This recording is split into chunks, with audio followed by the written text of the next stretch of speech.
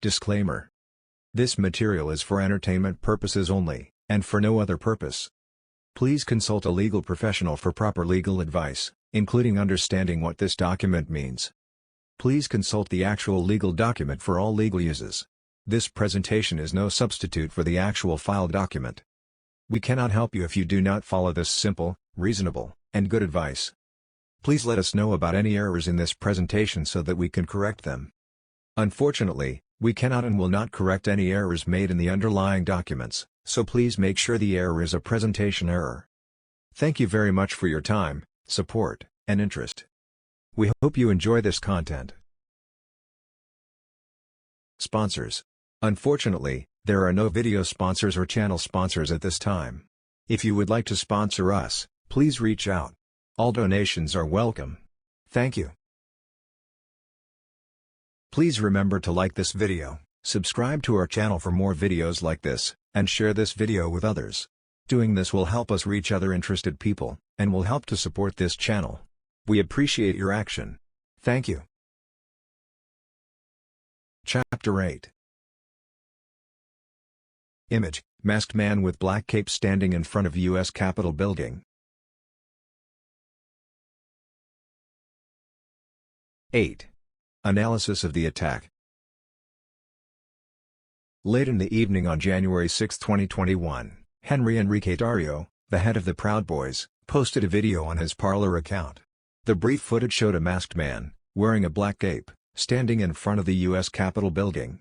Tarrio titled the 18-second video, set to ominous music, Premonition. He offered no further explanation. The clear implication of the brief footage, recorded sometime prior to January 6, was that Tarrio had foreknowledge of the events that transpired earlier that same day. Indeed, Tarrio cheered on his fellow Proud Boys as they attacked the U.S. Capitol. He had been arrested and ordered to leave Washington, D.C. 2 days earlier. Although Tarrio was not physically present, he continued to monitor and communicate with his men via encrypted chats and social media. At 2:36 p.m. on January 6, Tarrio wrote on Parler that he was enjoying the show, adding, "Do what must be done and #We the people." 2 minutes later, Tarrio wrote, "Don't effing leave." Several minutes after that, Tarrio messaged his Proud Boys, "Make no mistake, and we did this." Law enforcement officials subsequently uncovered significant evidence showing that Tarrio and his lieutenants planned to storm the U.S. Capitol. In June 2022, Tarrio and 4 other Proud Boys were charged with seditious conspiracy and other crimes related to their alleged responsibility for the assault.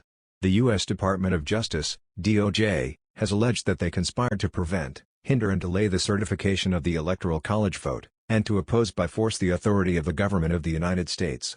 On January 6, 2021, the Proud Boys directed, mobilized and led members of the crowd onto the Capitol grounds and into the Capitol, leading to dismantling of metal barricades, destruction of property, breaching of the Capitol building, and assaults on law enforcement. The Select Committee's analysis corroborates the DOJ's findings and allegations. The Select Committee reviewed extensive footage of the attack, including that recorded by the U.S. Capitol Police's, USCP, surveillance cameras, the Metropolitan Police Department's, MPD, body-worn cameras, publicly available videos, as well as on-the-ground film produced by an embedded documentarian. The Select Committee interviewed rioters, law enforcement officers, and witnesses that were present on January 6, while also consulting thousands of court filings. Using these sources of information, the Select Committee developed a timeline of events to understand how the unprecedented attack on the U.S. Capitol unfolded. As explained below, the Proud Boys marched from the Washington Monument to the U.S. Capitol on the morning of January 6. While tens of thousands of President Trump's supporters gathered at a rally at the Ellipse near the White House, the Proud Boys prepared to attack. Shortly before the joint session of Congress was set to begin at 1 p.m., the Proud Boys instigated an assault on outmanned law enforcement at the Peace Circle, a key location.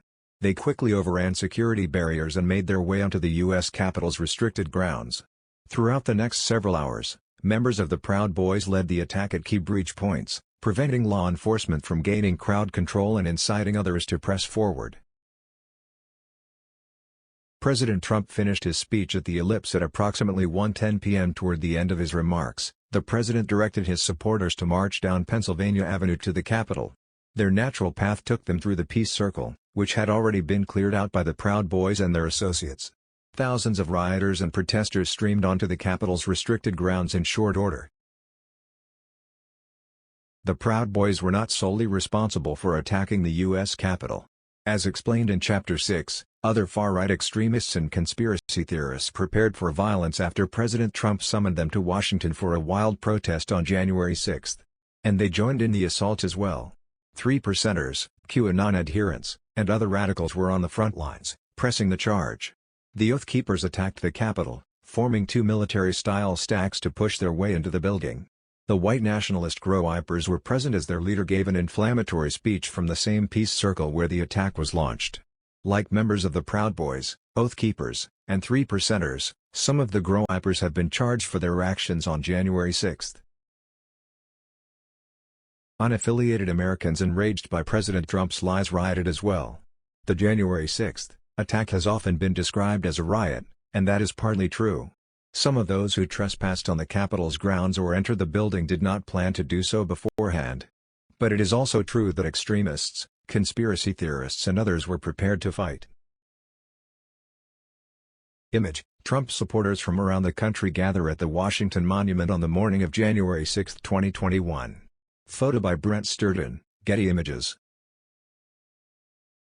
That is an insurrection. They answered President Trump's call to action. Some, like the Proud Boys, deliberately harnessed the mob's anger to overrun the Capitol. 8.1 The mob assembles in Washington. During the early morning hours of January 6, tens of thousands of Americans from around the country began to gather at the Ellipse and the Washington Monument.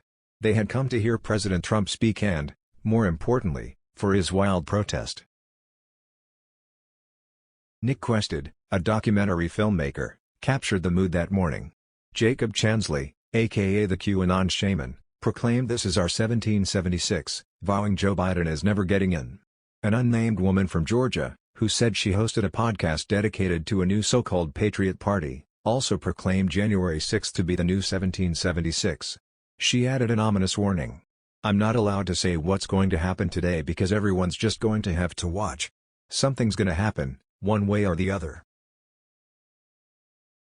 The Secret Service set up magnetometers to screen for weapons and other contraband, but many rally-goers chose to avoid the screening altogether. At 6:29 a.m., Stuart Rhodes, the leader of the Oath Keepers, reminded his group's members that D.C. prohibited blades over 3 inches and encouraged them to keep the knives low profile. Others were thinking along the same lines. At 7:25 a.m., the National Park Service reported that a significant number of attendees ditched their bags in trees, rather than have them inspected. Cassidy Hutchinson told the Select Committee she heard that thousands of people refused to walk through magnetometers to enter the Ellipse because they did not want to be screened for weapons. According to Hutchinson, the Deputy Chief of Staff for Operations whose responsibilities included security-related issues, Tony Ornato, told the president that the onlookers don't want to come in right now. They have weapons that they don't want confiscated by the Secret Service. When he arrived at the Ellipse that morning, President Trump angrily said, "I don't effing care that they have weapons. They're not here to hurt me. They can march to the Capitol from here." Approximately 28,000 rallygoers did pass through the magnetometers. The Secret Service confiscated a significant number of prohibited items from these people, including 269 knives or blades, 242 canisters of pepper spray, 18 brass knuckles, 18 tasers, 6 pieces of body armor, 3 gas masks, 30 batons or blunt instruments, and 17 miscellaneous items like scissors, needles, or screwdrivers.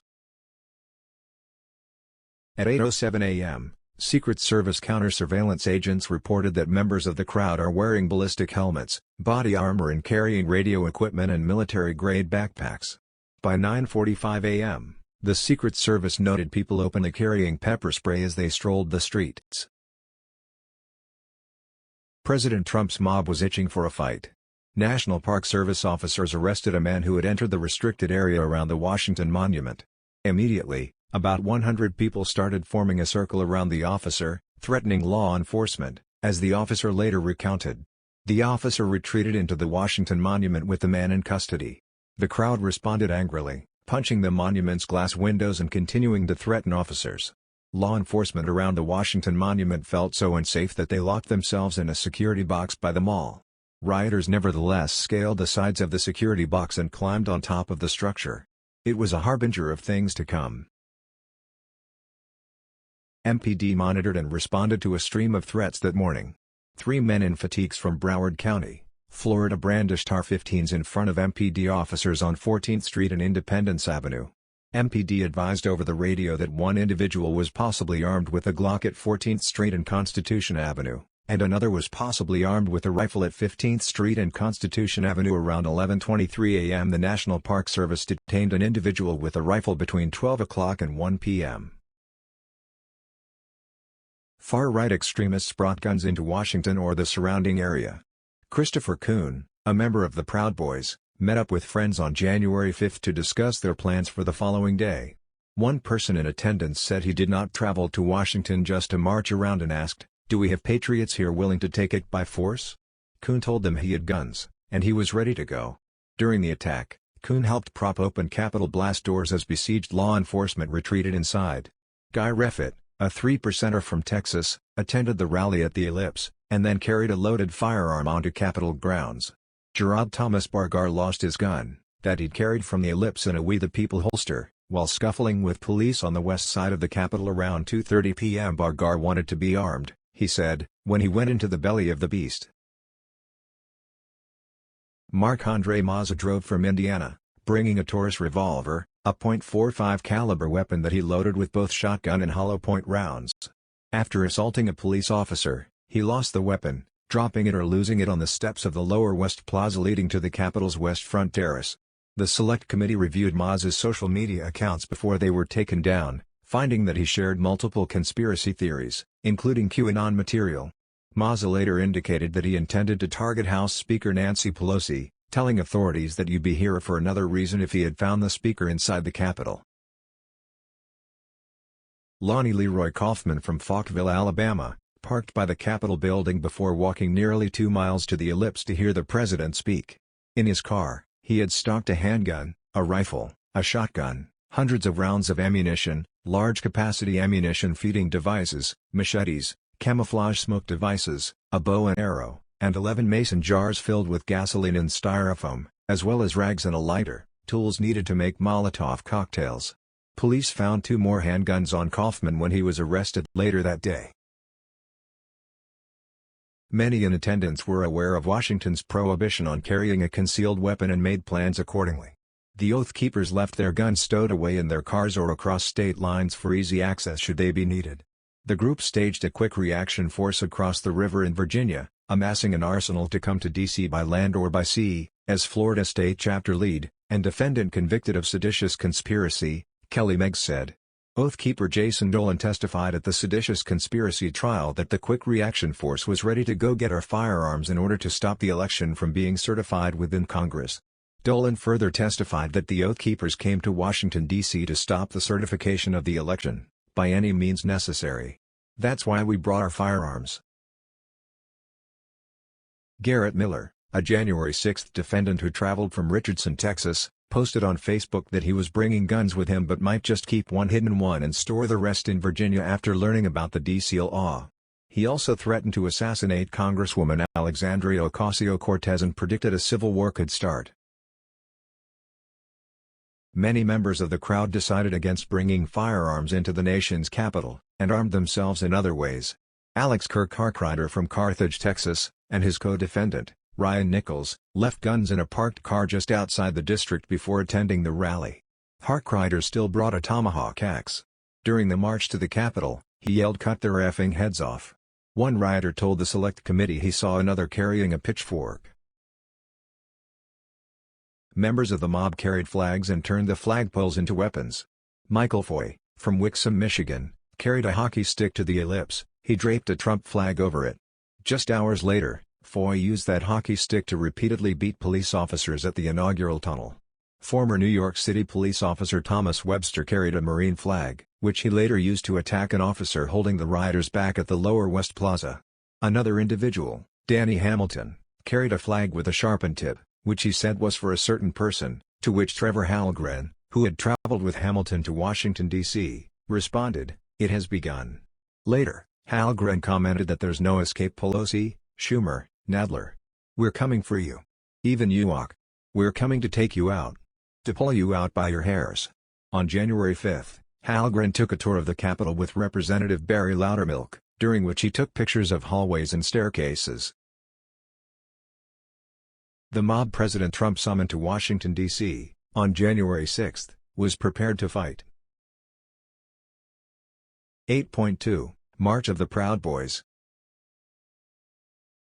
While tens of thousands of President Trump's supporters attended the rally at the Ellipse, the Proud Boys had other plans. On the morning of January 6, they gathered at the Washington Monument. At 10:30 a.m., the Proud Boys started their march down the National Mall towards the U.S. Capitol. In total, there were approximately 200 to 300 Proud Boys, as well as their associates, in the group. Enrique Tarrio, the chairman of the Proud Boys, was not in attendance. As explained in Chapter 6, Tarrio had been arrested 2 days earlier in order to leave Washington. However, Tarrio continued to monitor events remotely from Baltimore, communicating with his men throughout the day.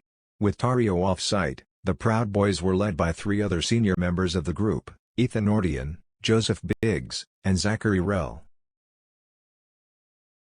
Ethan Norton, a.k.a. Rufio Panman, was a member of the Proud Boys Elders chapter and president of his local chapter in Seattle, Washington. Norton was regarded as the leader for January 6 after Tarrio was arrested. In the days leading up to January 6, Norton made ominous comments on social media. In conversations with his fellow Proud Boys, he argued that the presidential election was tainted by fraud and violence was a necessary remedy. For example, on January 4, Norton posted a video on social media with the title, "Let them remember the day they decided to make war with us." In another social media post on January 5, Norton warned, "We are coming for them." He added a telling line, "You've chosen your side, black and yellow teamed with red, white and blue against everyone else." The black and yellow is a reference to the Proud Boys. And when Norton wrote the red, white and blue, he likely meant the Trump supporters who would be in attendance for January 6. Joseph Biggs, a.k.a. Sergeant Biggs, was a senior Proud Boys member and served as an event organizer for the group. Biggs previously worked with Alex Jones and InfoWars. In late December 2020, Biggs posted a message on Parler in which he explained that the Proud Boys will not be attending D.C. in colors. That is, unlike at previous events, the Proud Boys would not wear their branded, black and yellow clothing, but instead seek to be inconspicuous. Biggs continued, "We will be blending in as one of you. You won't see us. You'll even think we are you. We are going to smell like you, move like you, and look like you. The only thing we'll do that's us is think like us. Jan 6th is gonna be epic." Tarrio posted a similar message, saying the Proud Boys would go incognito on January 6. Consistent with this decision, Biggs was dressed in a plaid shirt, glasses, and dark hat as he led the march from the Washington Monument. Other Proud Boys dressed in a similar fashion. Image: Protestors, including a group of Proud Boys, gather at the Capitol on January 6, 2021. Photo by Jean Cherry, Getty Images. Zachary Rell, a.k.a. Captain Trump, was president of the local Philadelphia, Pennsylvania Proud Boys chapter. Like his comrades, Rell believed President Trump's big lie about the 2020 presidential election. He raised more than $5,500 in funds for January 6. Like Norton, Biggs and others, Rell was dressed incognito as he helped lead the group from the Washington Monument. Shortly after 11 a.m., the Proud Boys arrived at the west side of the Capitol, near a reflecting pool. From there, they marched to the east front of the Capitol. Surveillance footage shows the Proud Boys passing Garfield Circle on the southwest corner of the Capitol at 11:15 a.m. They walked north towards the Peace Circle next, and surveillance cameras captured them on video there at approximately 11:21 a.m. There was just one USCP officer standing guard at the Peace Circle fence at the time. As the Proud Boys paraded around the Capitol grounds, Nick Quested, a documentary filmmaker who spent time with the group, recalled them taunting USCP officers. One Proud Boy told the officers to remember your oath, choose a side, and be on the right side of history. By 11:41 a.m., the Proud Boys made their way around to the east side of the Capitol, crossing along Constitution Avenue. While on the east front, They posed for pictures with members of their Arizona delegation, who were clearly identifiable by their orange caps. They then walked back across the north side of the Capitol towards the National Mall, where they stopped to eat at food trucks. The Proud Boys stayed by the food trucks until they returned to the Peace Circle at approximately 12:49 p.m. 8.3 The initial attack. Within minutes of arriving at the Peace Circle, the Proud Boys and their associates launched the attack on the U.S. Capitol. The circle is the site of the Peace Monument, a statue erected from 1877 to 1878 to commemorate naval deaths at sea during the Civil War, with two classically robed women, one woman representing grief, covering her face, and the other woman representing history. The woman standing in for history holds a tablet that reads, "They died that their country might live." The Peace Circle's geographical location is crucially important for understanding how the January 6th attack unfolded.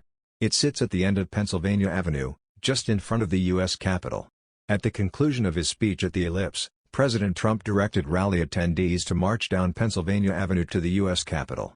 Their shortest natural path would lead them right to the Peace Circle and to the northwest side of the Capitol grounds, also known as the West Plaza. By the time rally-goers arrived, the Proud Boys and their allies had already removed the fencing that stood in the crowd's way. As a result, thousands of people streamed into the restricted Capitol grounds with relative ease. When the Proud Boys arrived back at the Peace Circle at 12:49 p.m., they still had about 200 to 300 members, and many other protesters had joined them. Shortly after arriving, the Proud Boys incited the crowd with antagonistic chants such as 1776. Officer Caroline Edwards, who was standing guard, explained to the Select Committee that the Proud Boys asked her and the other USCP officers if they could walk past the fencing and talk to the officers. "No," she replied.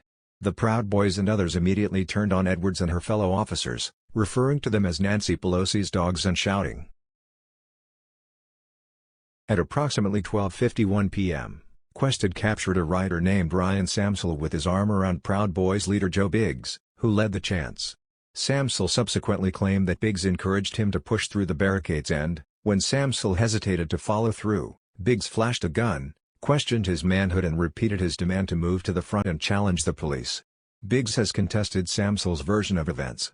After speaking with Biggs, Samsel breached the outer fencing of the Peace Circle at 12:53 p.m. The first set of fencing at the Peace Circle was staged on 1st Street Northwest, with the second set of fencing not far behind. Once Samsel breached the outer fencing, USCP officers, including Officer Edwards, moved from their posts to meet Samsel and other rioters. In less than a minute, at 12:54 p.m., the rioters pushed USCP officers to the ground, removed the fencing, and quickly stormed east towards the U.S. Capitol building. Officer Edwards was thrown to the ground, causing her to hit her head on concrete steps. Two Proud Boys from New York, Dominic Pezzola and William Pepe, were among those leading the march to the next line of security barriers. Pepe, an employee of the Metropolitan Transportation Authority in upstate New York, took sick leave to travel to Washington for the January 6 events. Pepe dragged part of the fence away at the next security barrier, ensuring that USCP officers were left defenseless. The Proud Boys' actions were not spontaneous. Jeffrey Finley, a Proud Boys leader from West Virginia, later admitted there appeared to be a coordinated effort to pull the barricades apart. Proud Boy Jeremy Bertino admitted to similar facts when pleading guilty to seditious conspiracy, stated that he believed that the purpose of traveling to Washington, D.C., on January 6, 2021, was to stop the certification of the Electoral College vote, and that the most leaders were willing to do whatever it would take, including using force against police and others, to achieve that objective. Based on discussions he and other Proud Boys leaders had in the lead-up to January 6, he believed that storming the Capitol would achieve the group's goal of stopping Congress from certifying the Electoral College vote. Bertino understood that storming the Capitol or its grounds would be illegal and would require using force against police or other government officials. Parallel to the Peace Circle, at the Garfield Circle walkway located at the southeast corner of the Capitol grounds, rioters breached the fencing at 12:55 p.m. and began rushing the West Plaza where they would converge with others from the Peace Circle. By 12:58 p.m., the crowd filled the lower West Plaza of the Capitol just below the inauguration stage that had been built for the ceremony scheduled 2 weeks later. After the initial breaches, The USCP was able to deploy enough officers to stop the rioters from advancing past the base of the inauguration stage. More importantly, rioter momentum was further halted when the first group of MPD officers arrived on scene at 1:11 p.m., almost precisely as President Trump finished his ellipse speech. The MPD officers initially pushed back the rioters on the West Plaza, slowing them down before they would later breach the Capitol. A stalemate ensued on the West Plaza before rioters were able to make any further progress. Rally-goers arriving from the ellipse provided crucial momentum. 8.4 President Trump's mob descends on the U.S. Capitol. Toward the end of his speech at the ellipse, President Trump made sure an already angry crowd of his supporters stayed enraged. "We fight like hell, and if you don't fight like hell, you're not going to have a country anymore," the president told the tens of thousands of people who had assembled at the ellipse, or in the vicinity. About 1 minute later, President Trump directed those in attendance to walk down Pennsylvania Avenue, to the Capitol. The president told the people they were going to try and give Republicans, including his own vice president, the kind of pride and boldness that they need to take back our country. "There's enough people here to storm the Capitol," a member of the crowd said at 1:06 p.m., just as the president was concluding his remarks. Ronald Sandlin, who pleaded guilty to and has been sentenced for felonies committed on January 6, including telling officers in the Capitol that you're going to die, watched the president's speech from a nearby restaurant and live-streamed a video in which he encouraged other patriots to take the Capitol. Sandlin repeated the phrase "freedom is paid for with blood" several times during his video. "We're getting ready to go march on Capitol Hill. We're gonna go F some shit up," Cody Mattis, another January 6 defendant who pleaded guilty and has been sentenced, said while walking to the Capitol. Mattis later added, "We're getting up front, and we're taking this shit." Ryan Nichols, who was charged with 8 felonies, live-streamed a diatribe as he marched towards the Capitol at 1:40 p.m. Nichols echoed the president's unconstitutional claim that Vice President Pence had the power to decide the election himself. "I'm hearing that Pence just caved. I'm telling you, if Pence caved, we're gonna drag mother effers through the streets," Nichols said. "Cut their heads off," Nichols yelled with his co-defendant Harker, before encouraging others to join Republican protesters who are trying to enter the House right now. On the way to the Capitol, Oathkeeper Jessica Watkins chatted with others in a Zello group named Stop the Steal J6. Watkins said that 100% of the ellipse crowd was marching on the Capitol, because it has spread like wildfire that Pence has betrayed us. As she approached the Capitol with a contingent of Oathkeepers, Watkins said, "I'm probably gonna go silent when I get there 'cause I may be a little busy." Donald Hazard, a 3%er from Texas who claimed to be allied with Proud Boys on January 6, told a Washington Post reporter that he wanted his face recorded on video as he marched to the Capitol. "I want the enemy to know exactly who is coming after them," Hazard explained. Leaders of the Stop the Steal movement continued to incite the crowd during the march as well. Alex Jones of InfoWars arrived at the ellipse shortly before 9 a.m. on the morning of January 6. After some initial difficulty gaining access to the event area, Jones was seated in the VIP section. While Jones stayed to listen to a portion of President Trump's speech, planning for the crowd's march to the Capitol was already underway and Jones intended to leave the ellipse early to lead the march. The origins of the plan to have Jones lead the march are unclear. Jones has publicly stated that the White House told me 3 days before, "We are going to have you lead the march."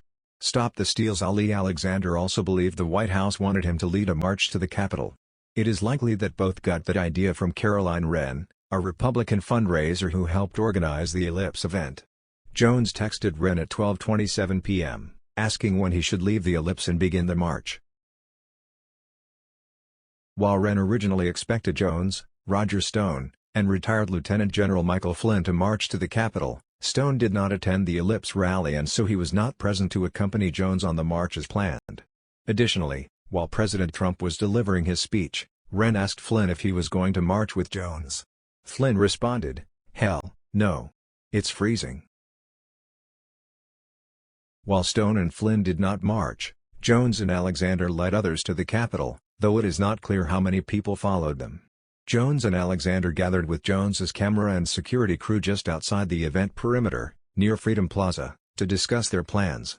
The discussion, recorded by Alex Jones's film crew, shed some light on what Jones and Alexander knew about the president's plans and what they intended for the march.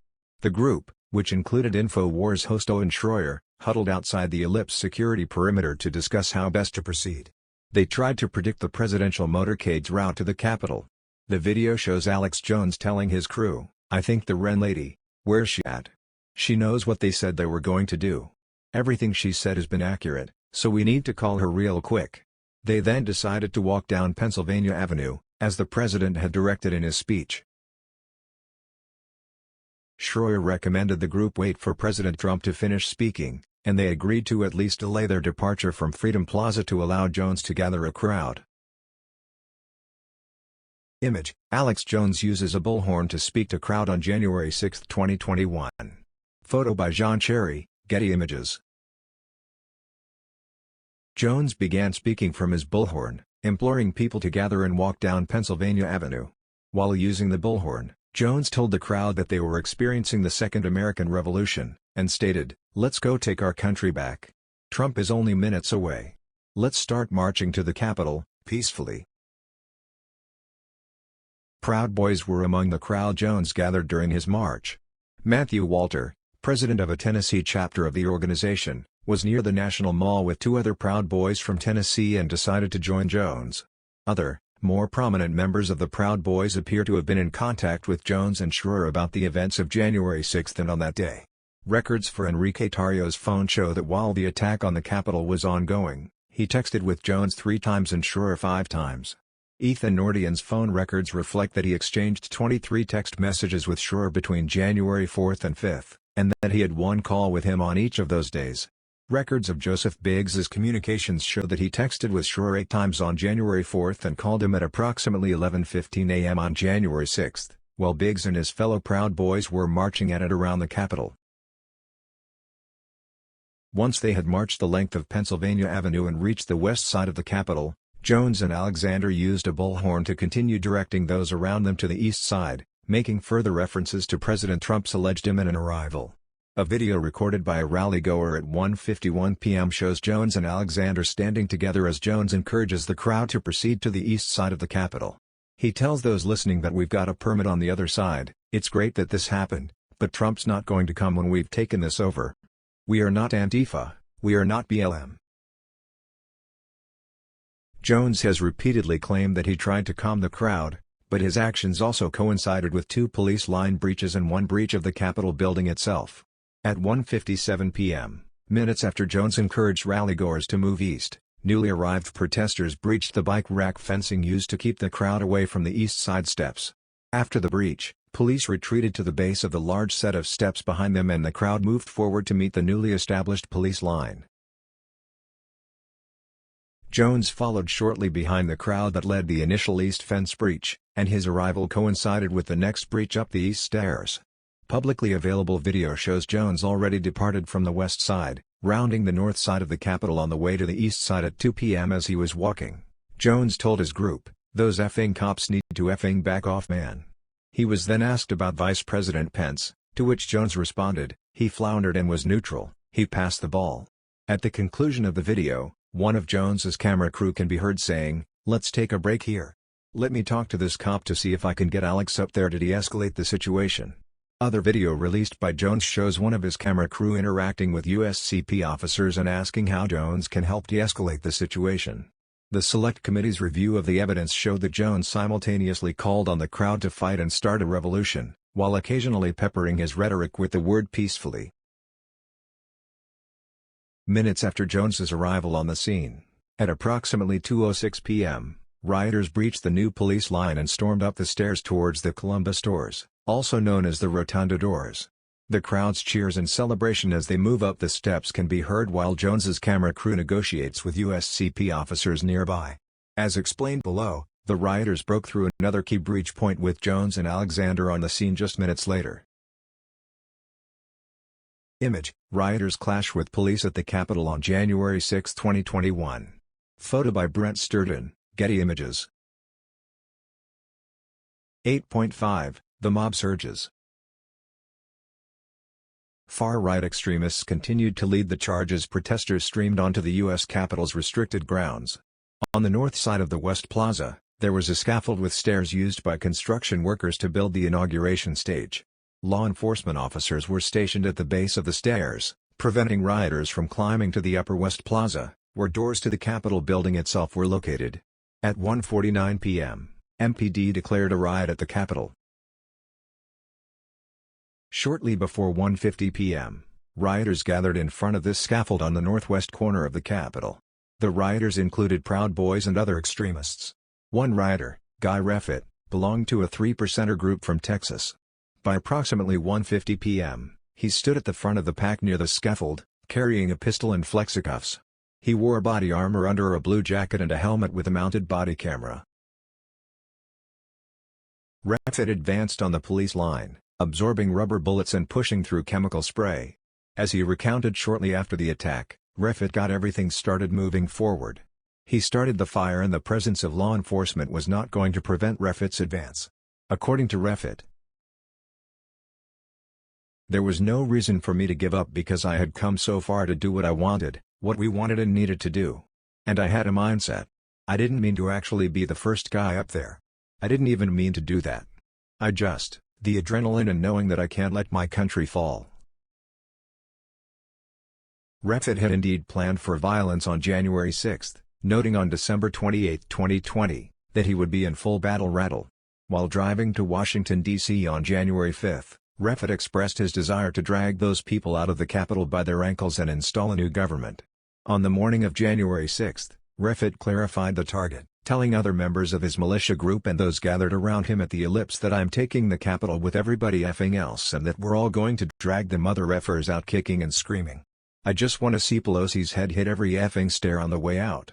And Mitch McConnell too. F 'em all. Reffitt was convicted and ultimately sentenced to 7 years in prison for his conduct. A member of the Proud Boys, Daniel Scott, helped lead the charge up the scaffolding stairs. Scott, also known as Milkshake, had marched with the Proud Boys from the Washington Monument to the Capitol. During the march, Scott was recorded in a video yelling, "Let's take the effing Capitol." Someone else responded, "Let's not effing yell that, alright?" And then Nordian added, "It was Milkshake, man, you know. Idiot." Scott had apparently blurted out the Proud Boys' plan. At the scaffolding, Scott then helped others take the U.S. Capitol.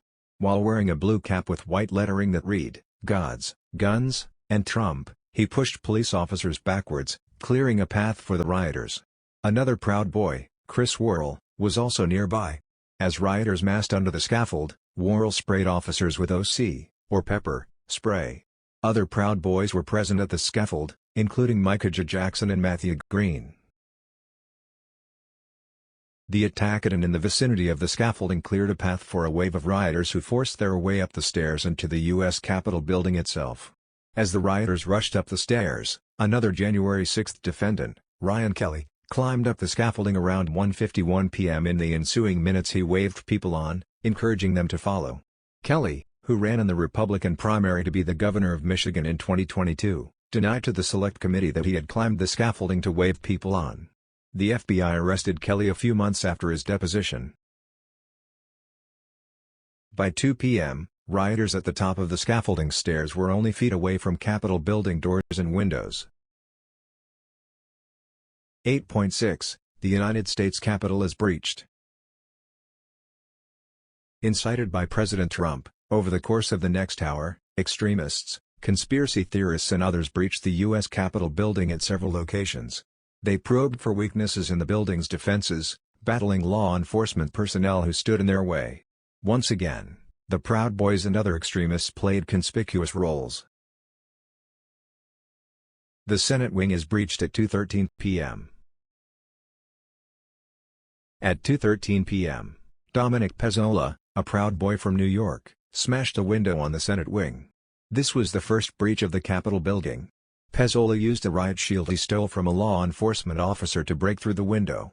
After climbing through, rioters were able to easily open a nearby Senate wing door from the inside, giving them unfettered passage into the building at 2:14 p.m. 2 minutes later, at approximately 2:16 p.m., rioters pushed open a second door, the Senate fire door, from the inside. Just as the building was being breached, Vice President Pence and Speaker Pelosi were ushered off the Senate and House floors, respectively. The first person to enter the Capitol building was a Kentucky native named Michael Sparks. Sparks had expressed his desire to kill people after watching protests in the summer of 2020. Following one of President Trump's calls to Washington, D.C. on December 30, 2020, Sparks answered that he would be there. As Pezzola entered the building, he was joined by other noteworthy extremists and conspiracy theorists. Robert G. Swine, an individual from Colorado affiliated with 3%ers who espoused conspiracy beliefs, climbed through the Senate wing window. Doug Jensen, a QAnon adherent, was part of this first cadre of people to enter the Capitol as well. Jensen wore a brazen Q shirt. Jensen later told authorities that he intentionally positioned himself to be among the first people inside the United States Capitol because he wanted to have his T-shirt seen on video so that Q could get the credit.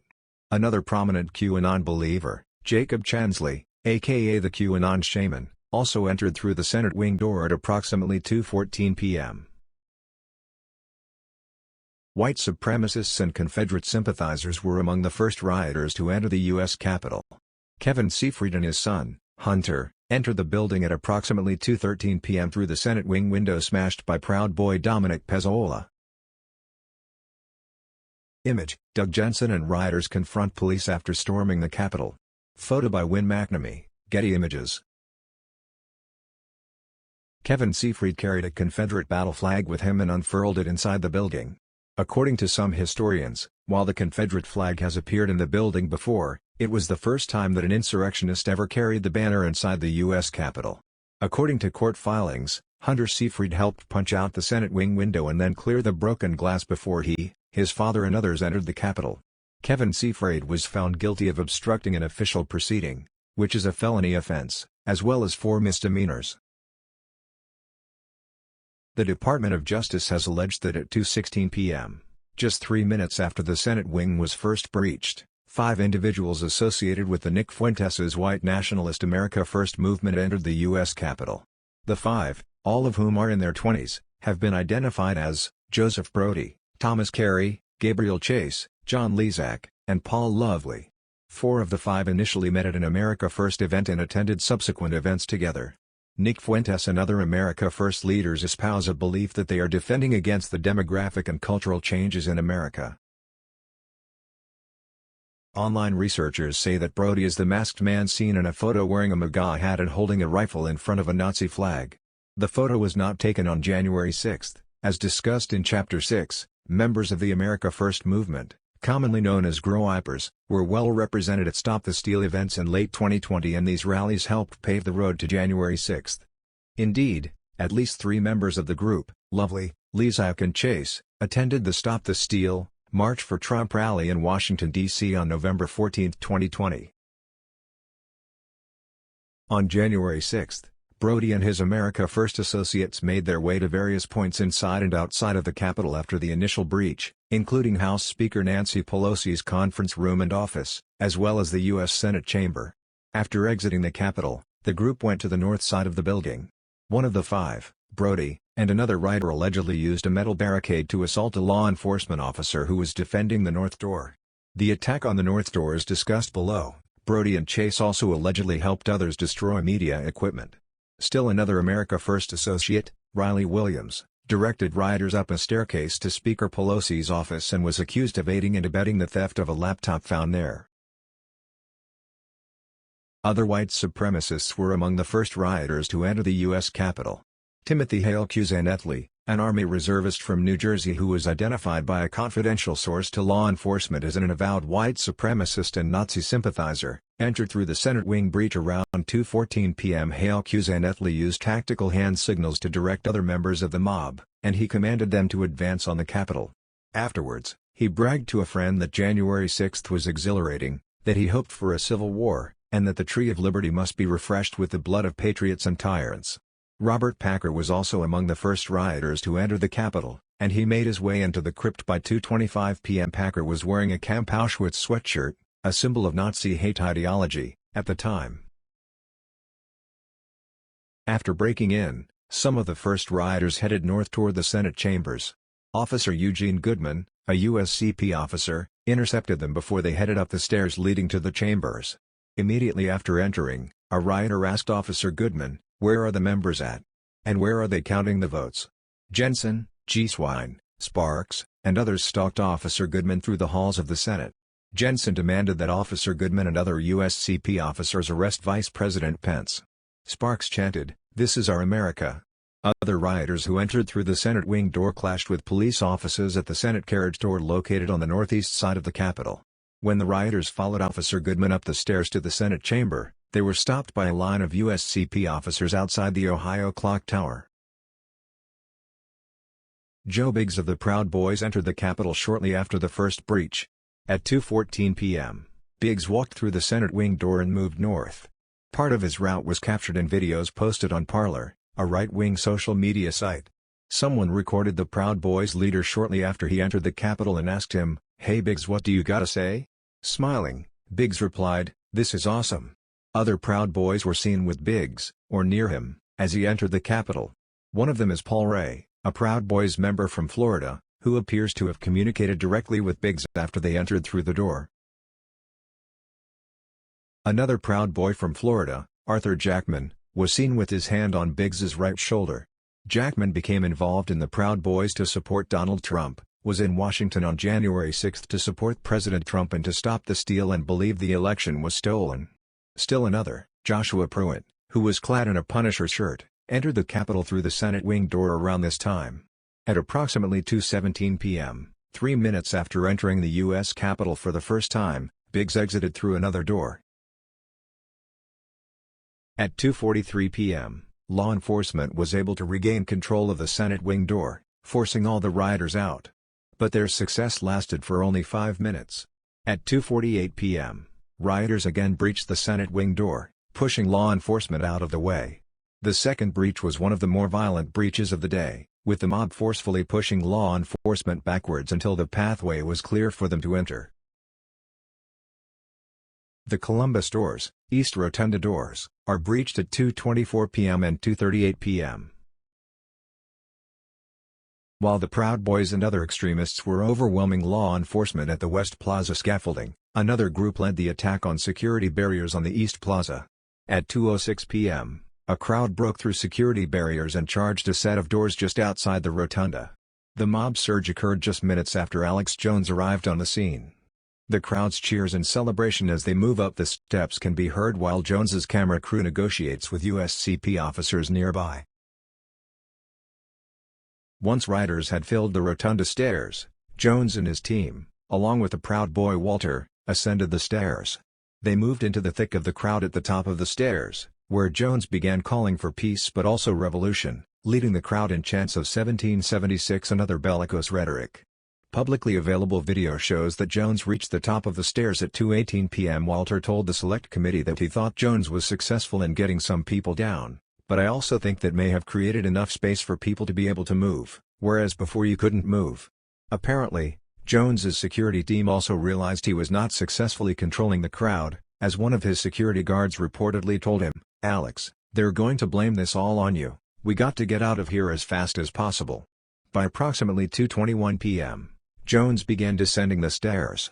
Despite claiming to make attempts to calm the crowd, Jones further incited the mob as he departed, loudly proclaiming "We will never submit to the New World Order" and then leading the crowd in the chant "Fight for Trump." At 2:24 p.m., rioters gained entrance to the Capitol through the doors leading into the rotunda, an entrance that was only a few feet directly behind Jones as he was speaking. As the rotunda was breached by rioters, Jones and Alexander left the area and decided to leave the Capitol complex area altogether. Law enforcement officials were able to thwart the initial breach of the doors leading into the rotunda. By 2:28 p.m., they temporarily regained control and stopped rioters from entering. But their success was short-lived. Within 10 minutes, the doors were breached once again. And two members of the Proud Boys, Ronald Lurica and James Hoffner, helped lead the attack. Lurica was allegedly recruited by Nordian, the Proud Boys leader, for January 6. In late December 2020, Nordian asked Lurica via text message if he was coming to D.C. After Lurica indicated he was, Nordian said he wanted Lurica on the front line with him. Lurica replied, "Sounds good, man." Lurica and Hoffner marched with the Proud Boys from the Washington Monument to the Capitol grounds and were present during the breach at the Peace Circle. The pair made their way to the east side of the Capitol, where they began removing the security barriers and resisting USCP officers. Other members of the crowd joined. Eventually, the rioters breached these barriers too, allowing them to reach the doors of the rotunda. When the rioters reached the Columbus doors, they were again stopped by USCP officers.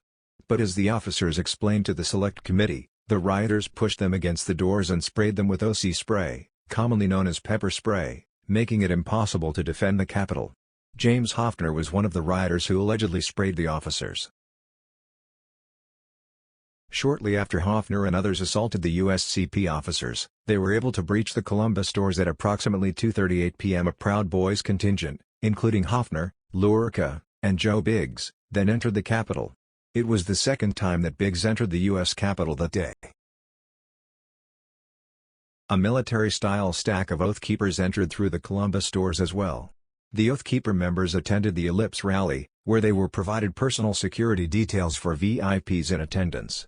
Afterwards, they marched to the Capitol, as directed by President Trump. Stuart Rhodes, the leader of the Oath Keepers, monitored the attack on the Capitol from just outside, including during the assault on the Columbus doors.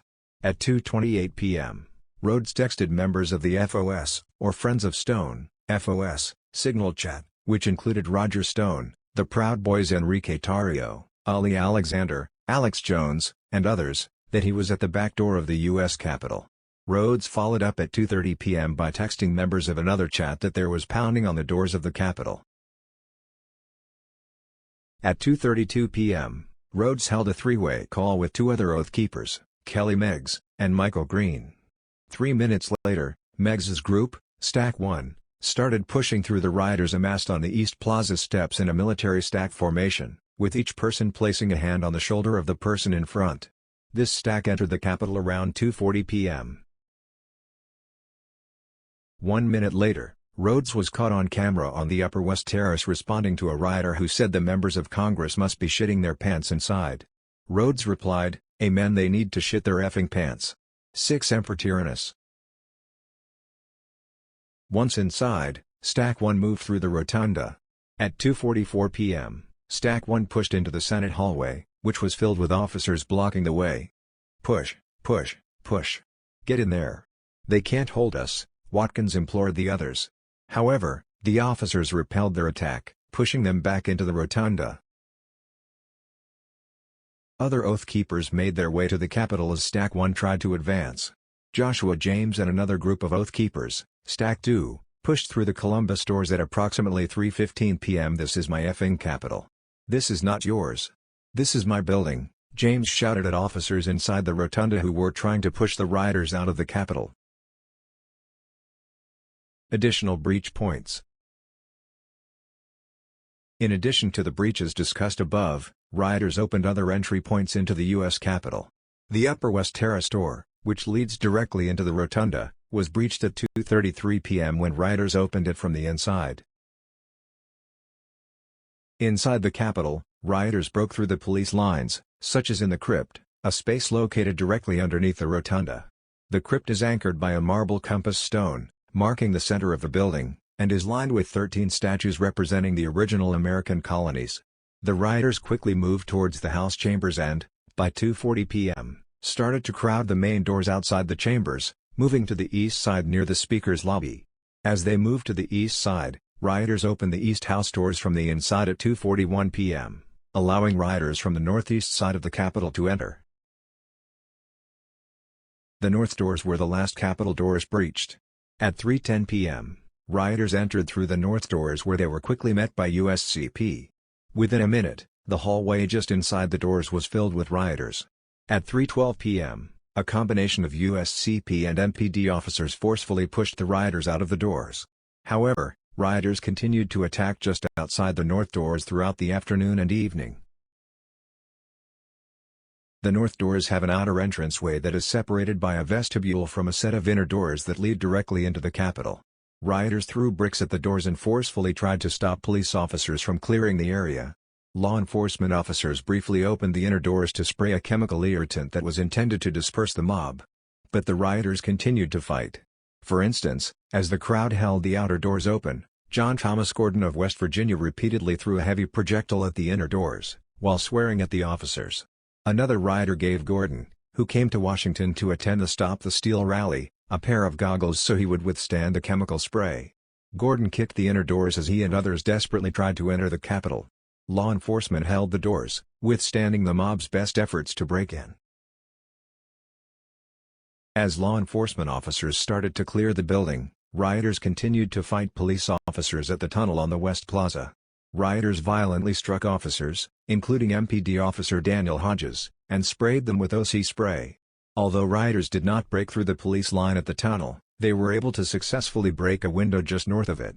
There is no surveillance coverage for this area, so Select Committee staff was unable to determine the precise time of the breach. According to open-source videos, however, the breach appears to occur at approximately 4:15 p.m. 8.7 President Trump pours fuel on the fire. After Dominic Pezzola and others breached the Capitol at 2:13 p.m., a mob quickly entered and headed towards the Senate and House chambers, where members were meeting. As the crowd moves through the Capitol, they chanted "Fight for Trump and Stop the Steal." They also chanted "Nancy, Nancy" as they searched for Speaker Pelosi. At 2:18 p.m., the House went into recess as hundreds of rioters confronted USCP officers inside the crypt, which is a short distance from the first breach point. USCP officers formed a line across the crypt in an attempt to stop the mob's advance.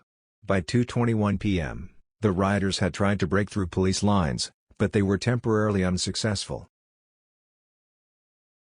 As USCP officers held the line inside the crypt, President Trump poured fuel on the fire, tweeting at 2:24 p.m. Mike Pence didn't have the courage to do what should have been done to protect our country and our Constitution, giving states a chance to certify a corrected set of facts, not the fraudulent or inaccurate ones which they were asked to previously certify. USA demands the truth. 1 minute later, the mob violently pushed through the USCP officers in the crypt and continued moving south towards the House chamber. Joshua Pruitt, the Proud Boy dressed in a Punisher shirt, was at the front of the line as rioters broke through in the crypt.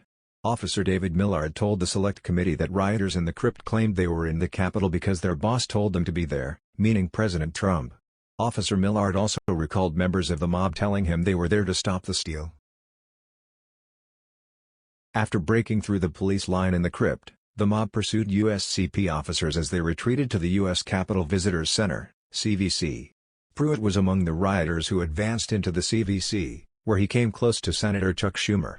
When the USCP officers attempted to lower metal barriers to halt the crowd's momentum, another small group of Proud Boys immediately interceded to prevent the barricades from coming down. The Proud Boy contingent included 3 men from the Kansas City, Kansas area, William Cressman, Chris Kuhn, and Louis Colin. Felicia Conold and Corey Conold, 2 Proud Boy associates from Arizona, joined the Kansas City group while marching from the Washington Monument to the Capitol earlier in the day and were on the scene. 2 other Proud Boys, Nicholas Oakes and Nicholas DiCarlo, filmed the incident. Surveillance footage shows Cressman using a wooden club, or modified axe handle, to prevent the barrier from being lowered to the floor. Colin later admitted to authorities that he purchased and modified an axe handle to be used as both a walking stick and an improvised weapon on January 6. Image: rioters enter the Senate chamber. Photo by Wynn McNamee, Getty Images. Colin also told authorities that he attended a meeting with Cressman and others on the night of January 5, during which someone asked, "Do we have patriots here willing to take it by force?" Colin understood that the individual meant that they should use force against the government. This same individual commented that they should go in there and take over. At 2:36 p.m., the mob pushed through a line of USCP officers guarding the House chamber. Rioters also entered the Senate chamber. Within minutes, Jacob Chansley, aka the QAnon Shaman, entered the Senate chamber, making his way to the Senate dais, where Vice President Pence had been presiding over the joint session. An officer asked Chansley to vacate the dais, but instead he shouted, "Mike Pence is a effing traitor." Chansley also left a note that read, "It's only a matter of time. Justice is coming." Surrounded by others, Chansley held a conspiracy-laden prayer session, saying, "Thank you for allowing the United States of America to be reborn. Thank you for allowing us to get rid of the communists, the globalists, and the traitors within our government. Other extremists, including at least one associate of the white nationalist America First movement, also sat in the vice president's seat. While law enforcement fought to contain the mob inside the Capitol, the fighting raged outside as well. Key agitators continued to fire up the crowd. Nick Fuentes, the leader of the America First movement, amplified President Trump's rhetoric aimed at Vice President Pence, including the president's 2:24 p.m. tweet. Speaking through a bullhorn while standing on the Peace Monument, Fuentes shouted, "We just heard that Mike Pence is not going to reject any fraudulent elector votes. That's right, you heard it here first. Mike Pence has betrayed the United States of America. Mike Pence has betrayed the president and he has betrayed the people of the United States of America, and we will never ever forget." As rioters flowed through the halls and offices inside the Capitol, others broke through the defensive lines of USCP and MPD officers on the Lower West Plaza at 2:28 p.m., allowing them to take over the inauguration stage. According to MPD officer Michael Fanone, MPD officers were then forced to conduct the first fighting withdrawal in the history of the force, with law enforcement seeking to re-establish defensive lines to prevent the crowd that had swelled to approximately 20,000 from storming the U.S. Capitol. After surging through the West Plaza, rioters quickly headed towards the West Plaza Tunnel. The violence that escalated at 2:28 p.m. on the Lower West Plaza continued as rioters reached the tunnel. By 2:41 p.m., law enforcement retreated inside the tunnel, allowing rioters to slowly fill in.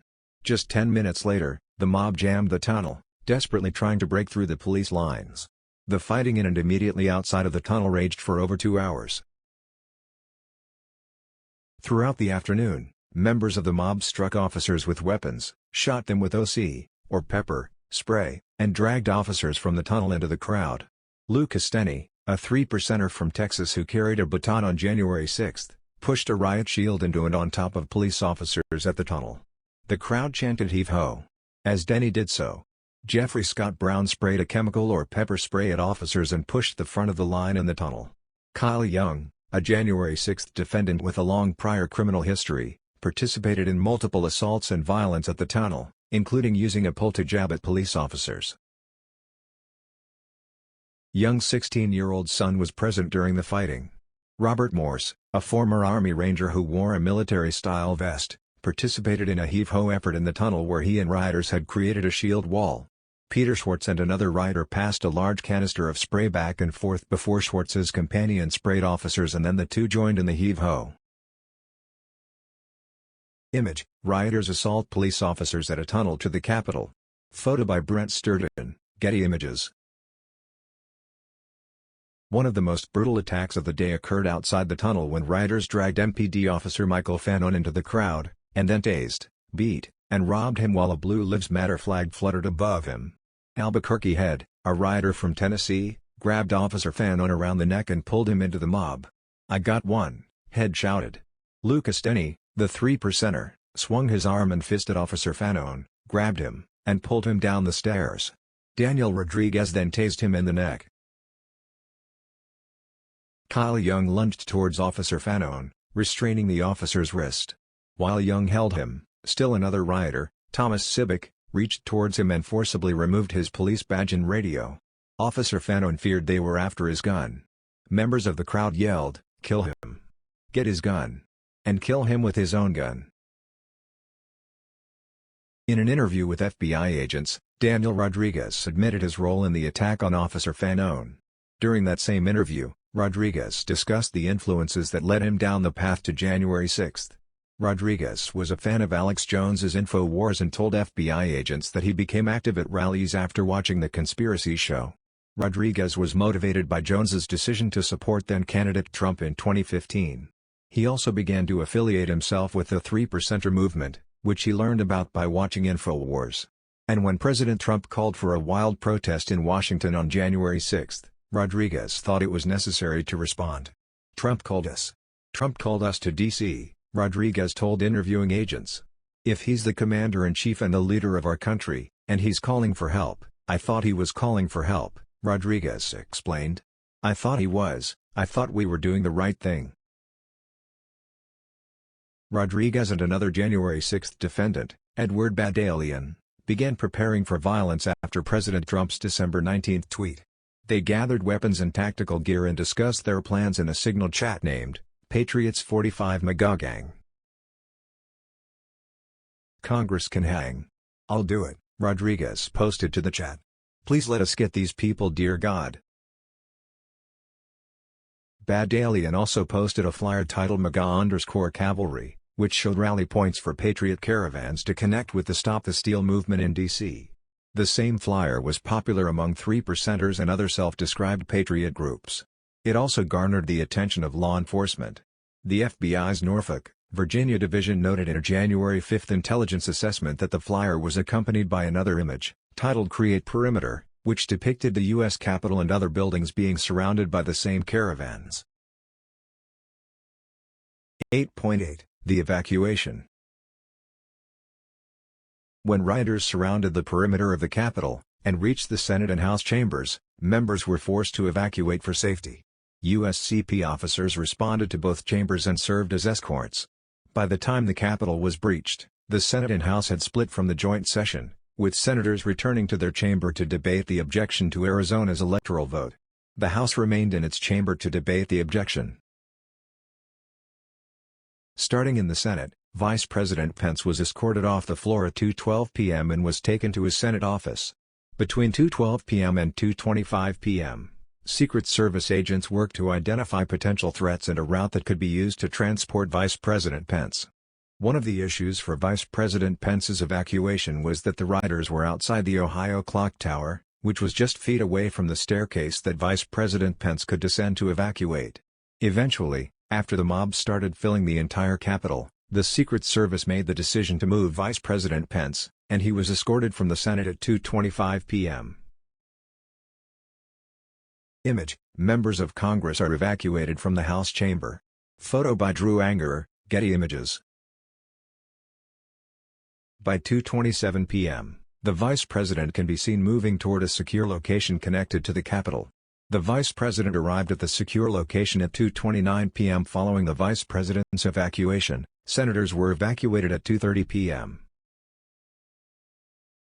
On the House side, Speaker Pelosi, House Majority Leader Steny Hoyer, and House Majority Whip James Clyburn were removed from the House floor at the same time as Vice President Pence. By 2:18 p.m., USCP surveillance showed Speaker Pelosi in the basement hallway headed towards the garage. The surveillance footage also showed Leader Hoyer and Whip Clyburn in the same basement as Speaker Pelosi.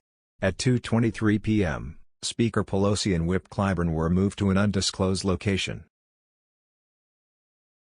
Minority Leader Kevin McCarthy was evacuated just after Speaker Pelosi left the Capitol.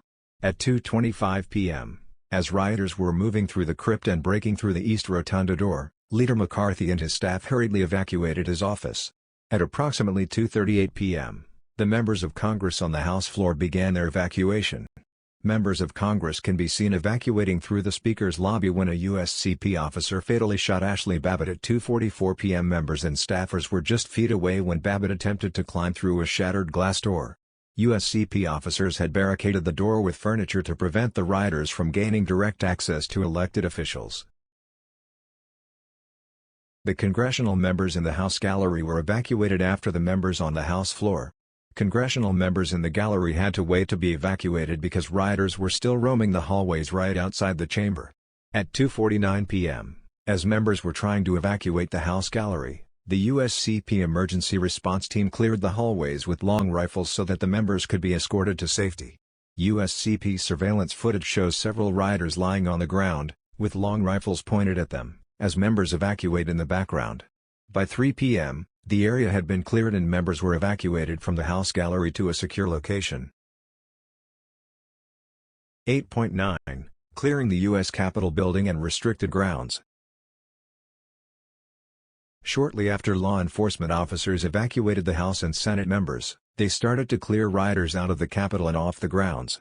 Starting before 3 p.m., law enforcement spent approximately 3 hours pushing rioters out of the Capitol building and off the east and west plazas.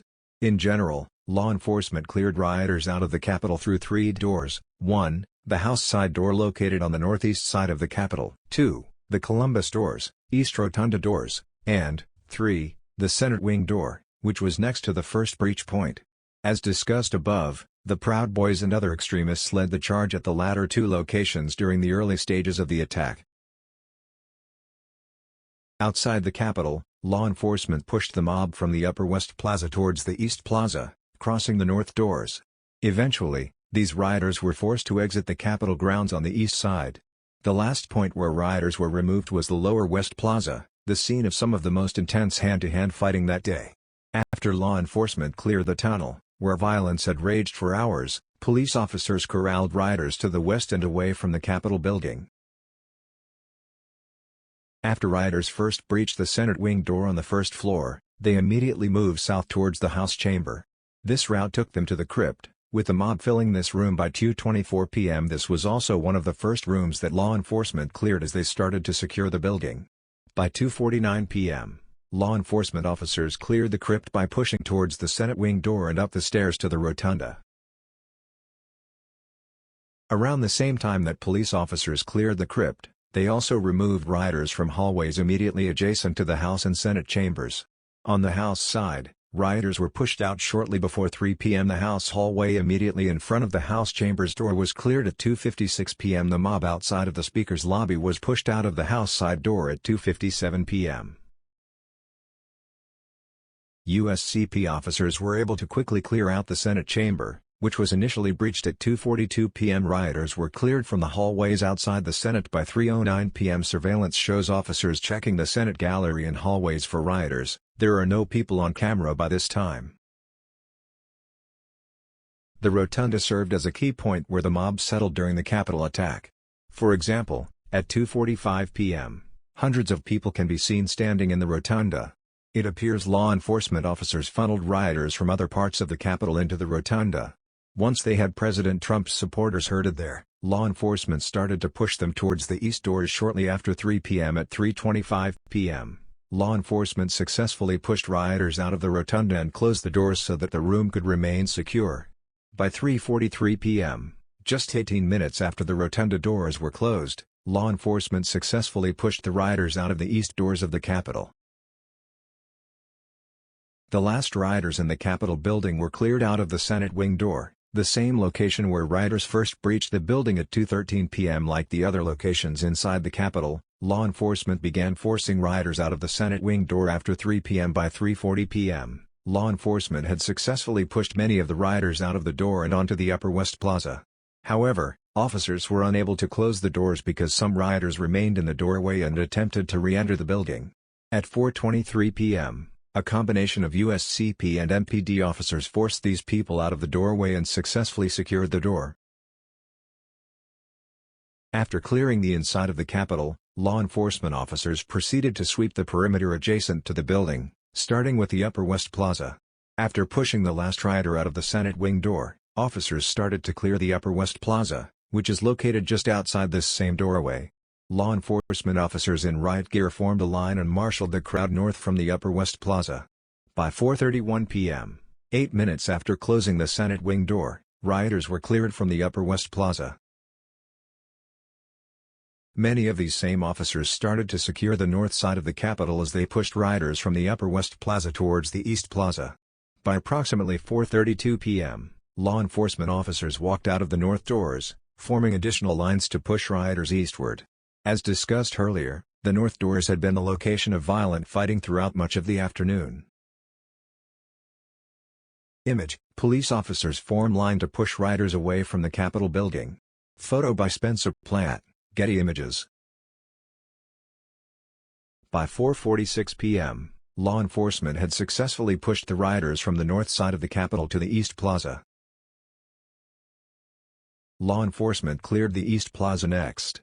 By 4:59 p.m., officers had swept all the remaining rioters from the east stairs of the Capitol. At this point, the mob that had overrun the Upper West Plaza, the north side of the Capitol, and the East Plaza had been moved off the grounds adjacent to the Capitol. The last areas of the Capitol grounds to get cleared were the tunnel and the Lower West Plaza. Thousands of rioters had packed into the West Plaza just after the initial invasion, led by the Proud Boys and their associates. The tunnel was the location of the day's most violent fighting, and the conflict extended until late in the day.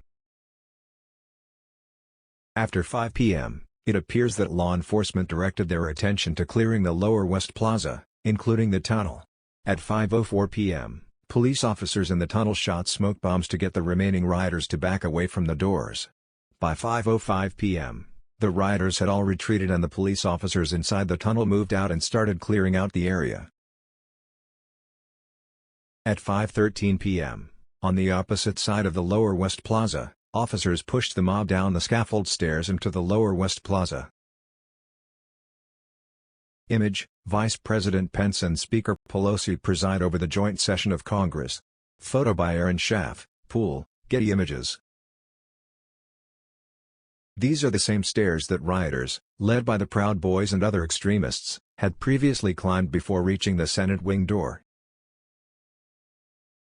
Once the rioters from the tunnel and the scaffold were all situated on the Lower West Plaza, officers formed another line and started walking the mob back towards the grass, which was away from the actual Capitol building.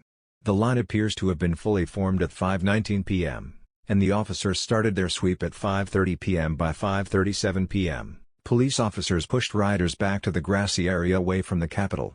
It was at this time that in or around the Capitol building. At 6:56 p.m., a little more than an hour after the Capitol grounds were cleared, Vice President Pence returned to the Capitol from the loading dock. Vice President Pence walked up the stairs in the basement of the Capitol to his office in the Senate at 7 p.m.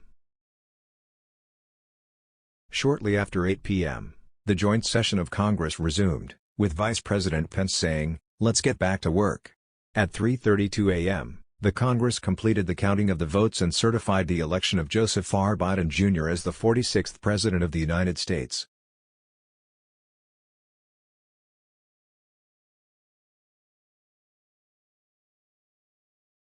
Thank you for your time. Please remember to like this video, subscribe to our channel for more videos like this, and share this video with others.